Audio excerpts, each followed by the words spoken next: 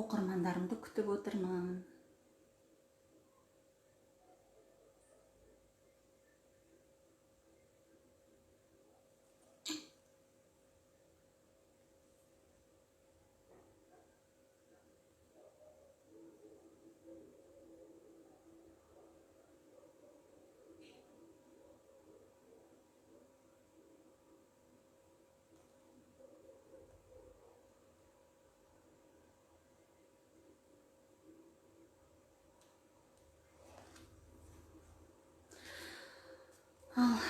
Ендеше бастай берейін.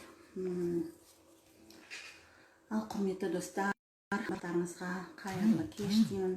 Мүмкін біреулеріңіз таңертең көріп отырарсыздар. Қайырлы таң, қайырлы кеш, қайырлы күн. Бүгін сіздермен ң әрпінің меңгерту жолдарының 3-ші түріне тоқталамыз. Бүгін менде 3-ші сабақ. Сәлеметсіздер ме жаңадан қосылып жатқан тыңдармандар, оқырмандарым. Бүгін 3-ші жолы, ертең бізде 4-ші жолы болады. Сонымен біз ң әрпін меңгертудің жолдарын тамамдаймыз. Сонымен бастайық. Жіктік жалғауы. 3-ші ң әрпінің кездесетін орны ол жіктік жалғауында. Жіктік жалғауының 2-ші жағында.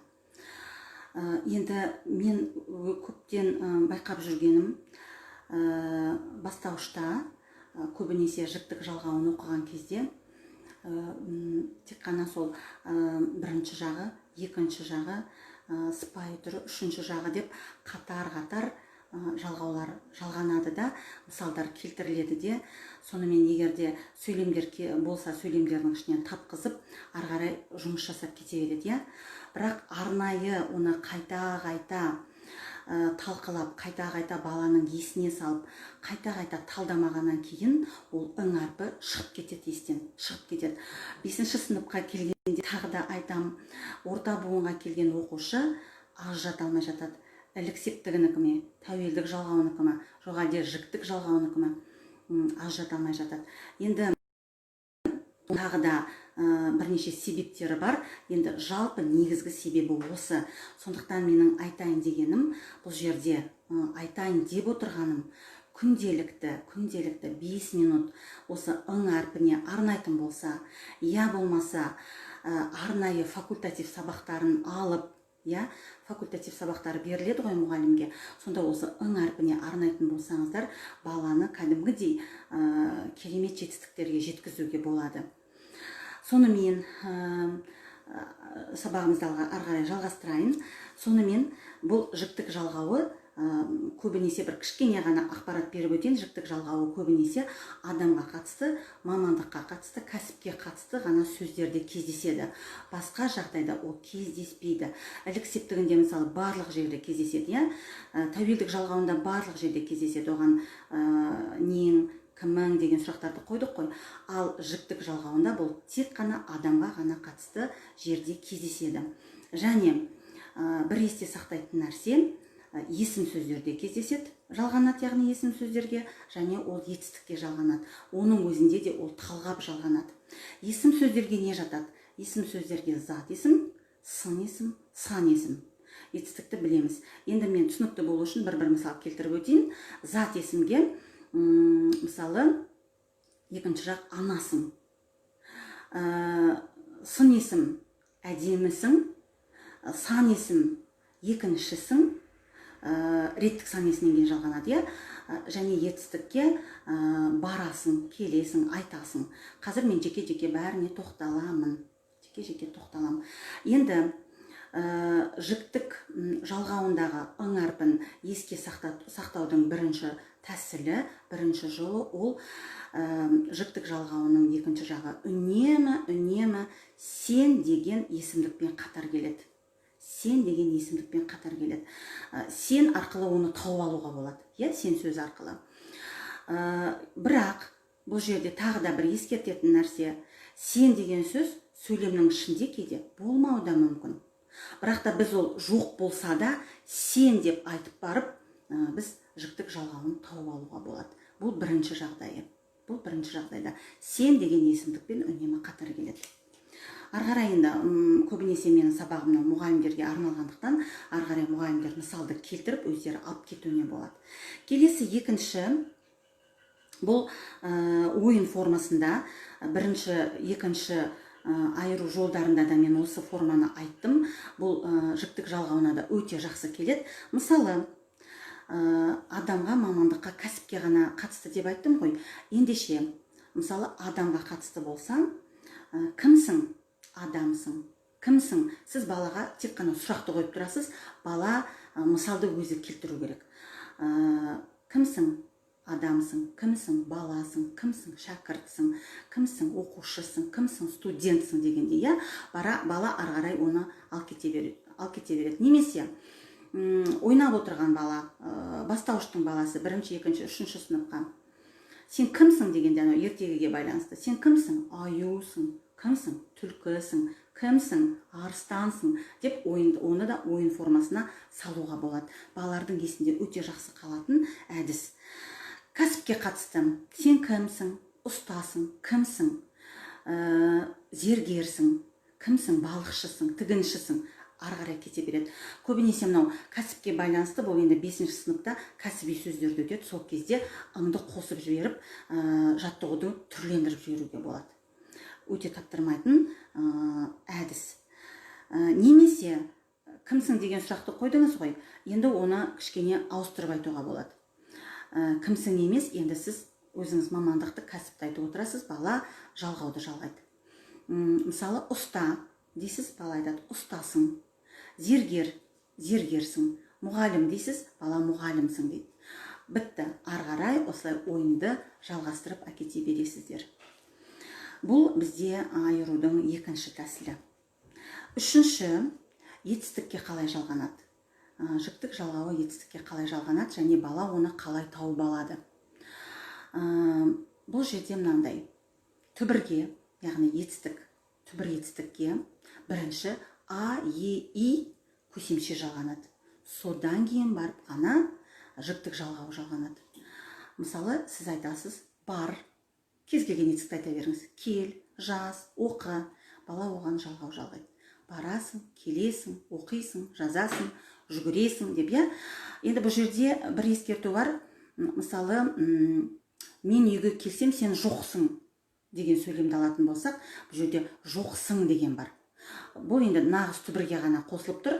Бұл жерде ескерту бар, жоқ деген сөздерге ғана осылай жалғанады екен. Қалған жағдайда тек қана көсемшеден кейін жалғанады. Ал енді қараңыз, біз бастауыштың баласына көсемше деген нәрсені айтпаймыз. Көсемше ол жоғары сыныптікі. Бастауышқа сіз тек қана жақсылап тұрып, көз алдына визуалды түрде көрсетіп қойып, А, Е, И-ден кейін жалғанады десеңіз, баланың есінде қалады. Бірақ біз енді автоматты түрде оны айта береміз. Барасың, келесің деп. Бірақ та біз оған қатты мән бермегендіктен оның ың ба, ың жазыла ма, жазылмай ма, сол жағына ажырата алмай жатырмыз, көрдіңіздер ма?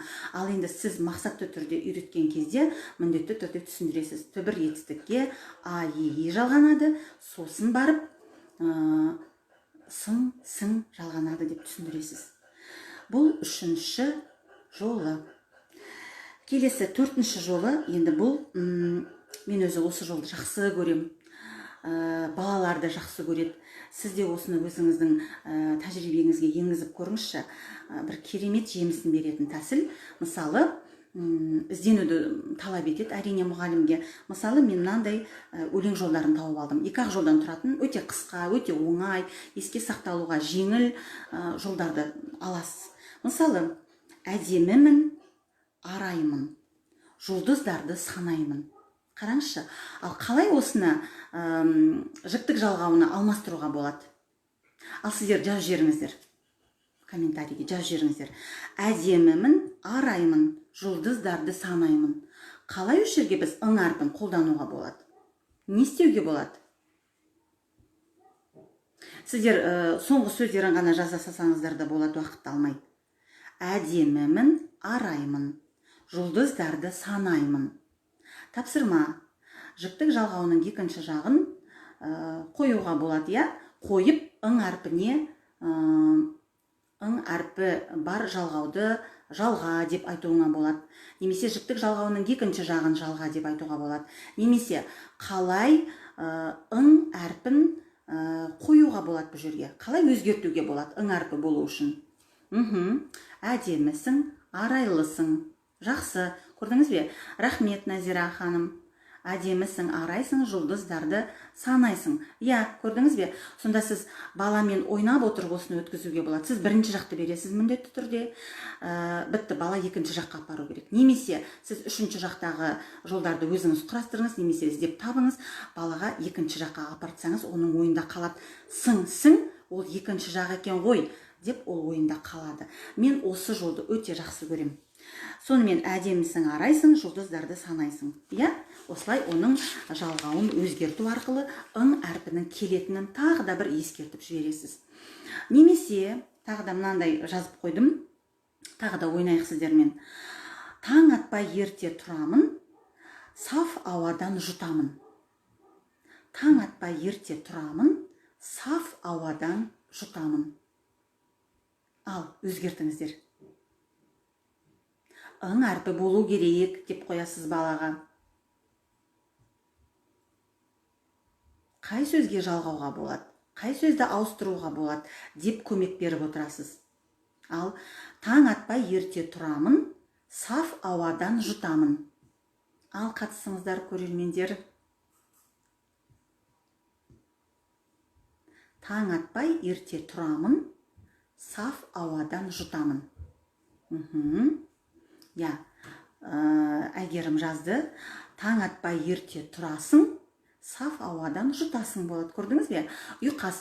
Әрі бұл жерде сіз тұрасың, жұтасыз. Дұрыс, жақсы айттыңыз. Сонда бұл жерде тағы да бір оқпен сіз қандай бір оқпен бірнеше қояндатуға болады. Бірінші қояныңыз ың әрпін меңгертіп жатырсыз. Екінші, бала ойнап отыр, ойлап отыр. Бірінші жақты екінші жаққа апарды. Немесе үшінші жақты екінші жаққа апарды. Үшінші жағдай бұл балаға сіз ұйқасты үйретесіз. Ұйқастыра отырып сөйлеген балаларға өте ұнайды. Әсіресе мен осы тәсіл өте күшті жемісін берді. Сондықтан да мен өзіме бұны жазып қойып, қалайда жас мамандарға үйретем, енді ғана мектепке тұрып жатқан, болмаса басқа да әріптестеріммен бөлісемін деп, өзіме бір түртіп алған жерімнен жинақтап сіздерге беріп жатырмын. Енді сөзімді қорытындылайын. Ың әрпінің үшінші келетін жолы қай жерде? Яғни жіктік жалғауының екінші жағында. Бірінші, біз оның сен деген есімдікпен келуін балаға меңгертуіміз керек. Міндетті түрде сен деген есімдікпен келетінін. Және бұл жерде жіктік жалғауының енді екінші жағын айтқаннан кейін ол міндетті түрде адамға, мамандыққа, кәсіпке қатысы барын айтасыз. Ол зат есімге, сын есімге, сан есімге жалғанады. Сан есімнің ішінде көбінесе реттік сан есімге жалғанады. Және етістікке қандай формада жалғанатынын айттым. Осы төрт жағдайда жалғанады деп айтасыз. Келесі бұл екінші тәсіл. Енді үшінші тәсіл ойын арқылы. Кімсің? Бала мамандықты, кәсіпті, адамға қатысты сөздерді айтады. Немесе сіз кәсіпті, мамандықты айтып тұрасыз, бала жалғауды жалғап тұрады. Келесі жағдай, бұл екінші екен. Үшінші, етістікке қалай жалғаймыз? Оны да ойын түрінде. Барасың, келесің, айтасың, жазасың деген сияқты. Төртінші түрі ойын арқылы, жаңағы өлең шумақтар арқылы. Көбінесе төрт жолдан тұратын өлең шумағын бермеген дұрыс. Одан да екі жолдан, екі тармақтан ғана берсеңіз, балаға жеңіл болады. Барынша жеңіл сөздермен берсеңіз, тез еске сақтайды. Сосын әбден уже меңгеріп келе жатқан кезде қиындатасыз. Көркем сөздерді қосасыз. Басқа да кішкене көркемдегіш құралдарды қосып жіберіп, балаға үйретесіз. Міне, құрметті оқырмандар, әріптестер, әсіресе бастауыш сыныптың мұғалімдеріне өте жақсы келетін контентті ұсындым деп ойлаймын. Сіздер де бұны жасап көріңіздер. Алдымызда оқу жылы жақындап қалды. Ың әрпі деген бұл кәдімгі өзекті мәселе болып тұрғандықтан сіз де қолданыңыз осы әдіс тәсілдерді. Комментарийге жазып пікір қалдырсаңыз тіпті жақсы, қуаныштымын. Егер пайдалы болып жатса, оны да жазып жіберсеңіз болады. Мен үшін де бір мотивация болсын. Сол, енді сұрақтарыңыз болса қойсаңыздар болады. Немесе тағы да бір өздеріңізге осы мен берген жаттығуларды тағы қалай қолдануға болады, идея туып жатса, онымен де бөлісіңіздер. Ал сіздерді тыңдайын. Бұл эфирім менің азақ қана болды. Себебі кіріспе сөзім де аз. Рахмет сіздерге де. Негізгі кіріспе сөзінің барлығы бірінші сабақта айтылғандықтан, осы енді үшінші жасалу жолына нақты бірден жаттығуларға ғана тоқталдым. Рахмет сіздерге де. Енді ертең төртінші сабақ түбірдегі ыңды қалай ажыратамыз. Бұл енді ең қиыны. Алдыңғы үшеуі бұл нақты сіз жалғауды жаттату арқылы меңгертсеңіз, ал түбірдегі ыңды енді ол кішкене басқаша контентпен үйретем, көрсетем. Сондықтан ертеңгі тікелей эфирім тағы да тура осы уақытта сағат 8-де және де басқа үш жолына тағы да бір мысалдарды беремін.